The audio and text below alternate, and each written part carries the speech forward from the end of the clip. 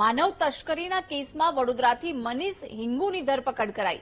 Crime બ્રાન્ચે Manish હિંગુના 4 દિવસના remand મેળવ્યા છે। આરોપીએ 200 લોકોની વિદેશમાં તસ્કરી કરી હોવાનો પણ ખુલાસો થયો છે।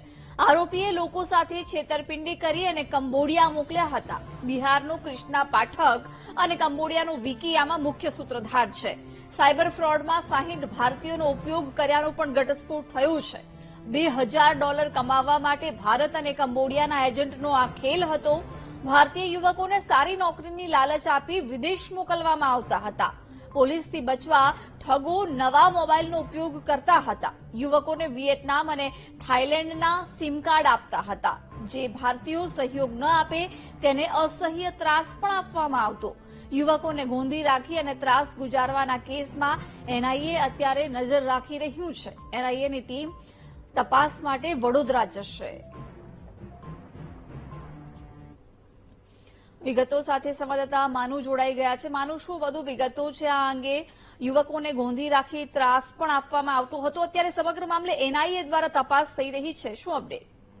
જિજ્ઞાસા, 3 દિવસ પહેલા માનવ તસ્કરીના મામલે એનઆઈએ દ્વારા વડોદરામાં દરોડા પાડવામાં આવ્યા હતા।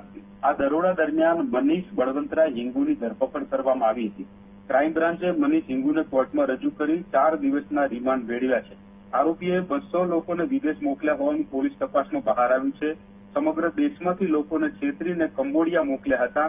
બિહારનો કૃષ્ણા પાઠક અને કંબોડિયાનો વિકી મુખ્ય સૂત્રધાર હોવાનું આ તપાસમાં બહાર આવ્યું છે। કંબોડિયામાં ચાઇનીઝ ઠગોનું આ સામ્રાજ્ય છે। સાયબર ફ્રોડમાં 60 ભારતીયોનો ઉપયોગ કર્યો હોવાનો પણ ખુલાસો થયો છે। ભારત અને કંબોડિયાના એજન્ટો $2000 કમાવા માનવ તસ્કરીનો ખેલ ખેલતા હતા। ભારતીયોના યુવકોને તેમના કામ બાબતે અંધારામાં રાખવામાં આવતા હતા।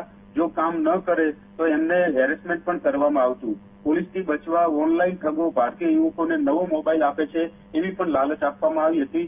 થાઇલેન્ડના સિમ કાર્ડ આપવામાં આવ્યા હતા। વિયેતનામના યુવકોએ આનો ઉપયોગ કર્યો હતો। ભારતીય યુવકો પણ સતત નજર રખાય છે। જે લોકો કમાવી આપે તેમને પ્રોત્સાહન મળતું હતું। આમ સમગ્ર મામલે આવા ખુલાસા થયા છે।